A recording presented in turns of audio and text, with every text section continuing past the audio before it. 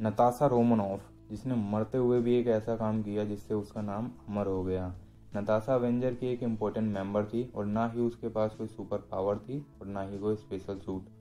अब Natasha Romanoff की एक मूवी आने वाली है ब्लैक विडो, जिसमें उसकी लाइफ के कुछ इम्पोर्टेंट इवेंट देखने को मिलेंगे। आज हम जानेंगे ब्लैक विडो के ओरिजिन के बारे में। नताशा रोमनॉफ, जिसका जन्म 1984 में रसिया के एक शहर में हुआ था, वो एक अनाथ लड़की थी जिसे छोटी उम्र में ही रसिया के एक एकेडमी रेड रूम में डाल दिया गया था। रेड रूम को ब्लैक विडो प्रोग्राम भी कहा जाता है। यहाँ पर बहुत सी लड़कियों को ट्रेन करके जासूस और हथियारा बनाया जाता था। इसमें ट्रेन होने वाली लड़कियों को ब्लैक विडो कहा जाता है और जो कमज़ोर होता था उन्हें मार दिया जाता था।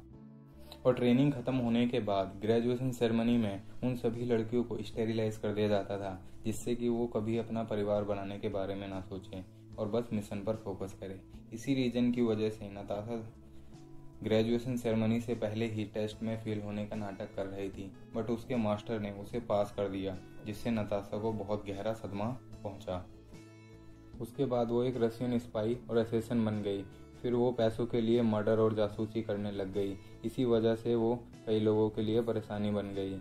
इसलिए 1998 में निक फ्यूरी ने नताशा को मारने का काम क्लिन बार्टन यानी हॉकाई को दिया।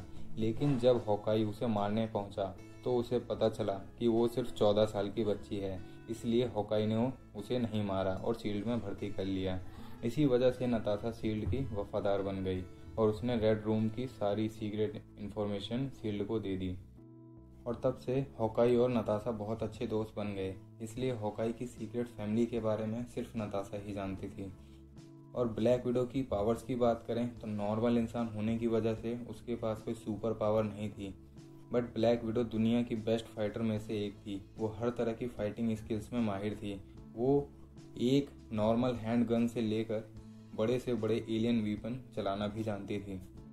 ब्लैक विडो की एक्स्ट्रा स्किल्स की बात करें तो वो एक्सपर्ट पायलट और राइडर भी है। वो बाइक, कार, ट्रक, यहाँ तक कि स्पेस क्राफ्ट भी आसानी से चला लेती है। उसको कई सारी लैंग्वेज आती थी और उसका दिमाग इतना तेज था कि कोई उसे बेवकूफ़ नहीं बना सकता था। यहाँ तक कि उसने लोकी को बेवकूफ़ बनाकर उसका प्लान पता कर लिया था। अब बात करते हैं ब्लैक विडो की मूवी के बारे में। लोग सोच रहे हैं कि अवेंजर एंड गेम में नताशा मर चुकी है तो उसकी मूवी कैसे आ सकती है, बट अवेंजर एंड गेम में नताशा की जो डेथ दिखाई गई है वो परमानेंट है। और ब्लैक विडो मूवी में हो सकता है कि हमें उसके कुछ पास्ट के फ्लैशबैक देखने को मिले। इस मूवी में 2016 से 2018 के बीच का टाइम दिखाया गया है और इसका सही जवाब हमें कैप्टन अमेरिका के विंटर सोल्जर मूवी से मिलता है, क्योंकि उस मूवी में हमें पता चलता है कि शील्ड हमेशा से हाइड्रा के कंट्रोल में था और मूवी के एंड में हाइड्रा और शील्ड पूरी तरह बर्बाद हो गए हैं। इसके बाद ब्लैक विडो ने शील्ड की सारी फाइल इंटरनेट पर अपलोड कर दी थी, जिससे शील्ड की सारी जानकारी लोगों को मिल गई थी।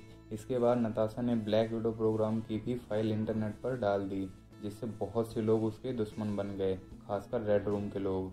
बट उस समय ब्लैक विडो अवेंजर के साथ थी और उसे गवर्नमेंट का भी सपोर्ट था।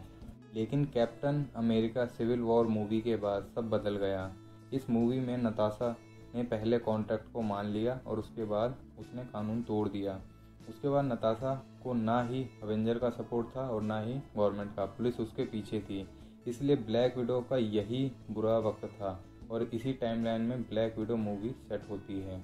इस मूवी में नताशा का सामना होगा रेड रूम की बाकी ब्लैक विडो से और इसमें मेन विलन है टास्क मास्टर, जो किसी की भी फाइटिंग स्किल्स को कॉपी करके उसे हरा सकता है।